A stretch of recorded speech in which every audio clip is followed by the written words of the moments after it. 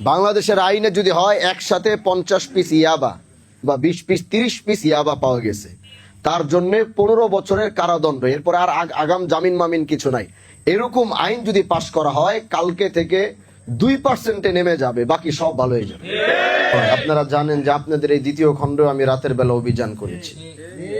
এখন আমার অভিযান করা দরকার প্রশাসনকে সাথে নিয়ে, প্রশাসনের সহযোগিতা যেই পরিমাণে থাকা দরকার আমি এখনো স্যাটিসফাই না।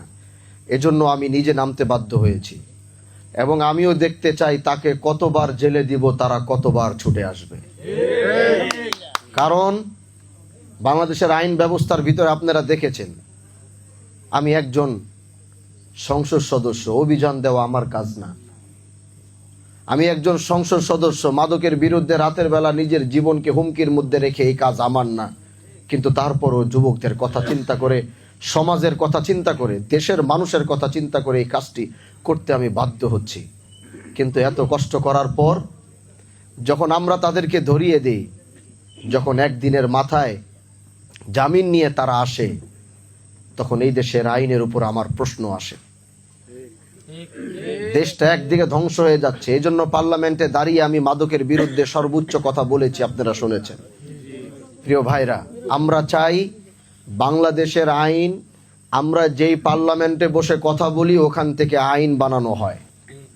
আমি চাই আমরা সেই জায়গায় মাদকের বিরুদ্ধে, আমি দেখেছি বিরোধী দল, সরকারি দল সবাই মাদকের বিরুদ্ধে দাঁড়িয়ে বাংলাদেশ জাতীয় সংসদে কথা বলেছে। এই জন্য আমাদের ইচ্ছা থাকবে ইনশাআল্লাহ এরকম একটি আইন যেন বাংলাদেশে পাশ করা হয়। আইন মন্ত্রীর সাথে আমরা কথা বলবো, দরকার হলে বারবার সংসদে দাঁড়িয়ে বলবো এরকম একটি আইন করা হয়।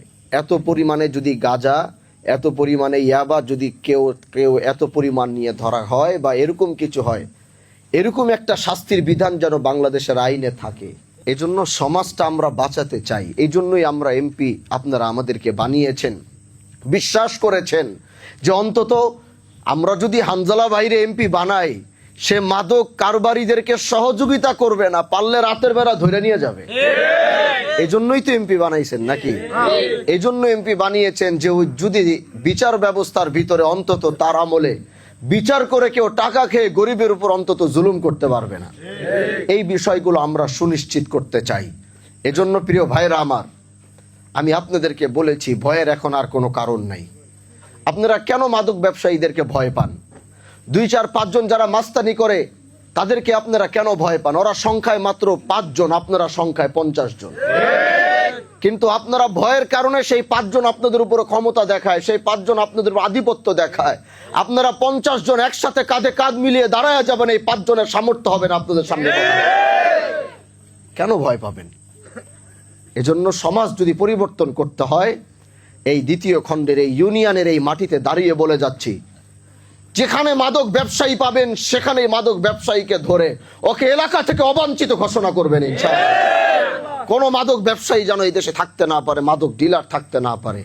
তো কতবার ছুইটা আসবে, যতবার ছুইটা আসবে ততবার ওর মাদক কারবারি সহ ওকে বারবার দরকার হলে পাঠাবো। কিন্তু আরেকটি কথা বলে যাচ্ছি, গতকালকে যেখানে আমি অভিযান করেছি, ওর নাম ছিল হচ্ছে, এর মধ্যে মেন যেটা ছিল ওর নাম ছিল কুয়াশা। এরকম কোনো নাম হয় আগে আমি জানতাম না আসলে। এটা আমরা শীতের দিনে দেখতাম যে কুয়াশা আমরা ব্যবহার, এরকম নাম হয় জানতাম না। আমি চেয়ারম্যান সাহেবকে বলেছি ওর বাসাকে তালা মেরে, আলাদা করে বাসা তালা মাইরা ওই বাসার চাবি যেন চেয়ারম্যান সাহেব পরিষদে রাখে। এটা আমি বলছি, আমি এলাকার সংসদ সদস্য হিসাবে এটা আমি তাকে বলেছি। সে যদি কুয়াশা যদি জামিনও পায়, কুয়াশা এলাকায় এখন থাকতে পারবে না। এখন যদি থাকে তাহলে আমি বুঝবো যে আপনারা সব দুর্বল মানুষ। কথা বুঝতে পারছেন আমার? এজন্য কুয়াশা আমাদের আগামী নেক্সট সিদ্ধান্ত আসার আগ পর্যন্ত কুয়াশা জামিনও যদি বের হয়, ও আর বাড়িতে কেন ওই এলাকার কোথাও থাকতে পারবে না। এটা আপনারা আমাকে গ্যারান্টি দিতে পারবেন? যেখানে কুয়াশারে পাবেন ওখান থেকে উঠায় নিয়ে এসে বলে তোর এলাকা থাকার আপাতত অধিকার নাই, কারণ ও খুচরা পাইকারি মাদক ডিলার।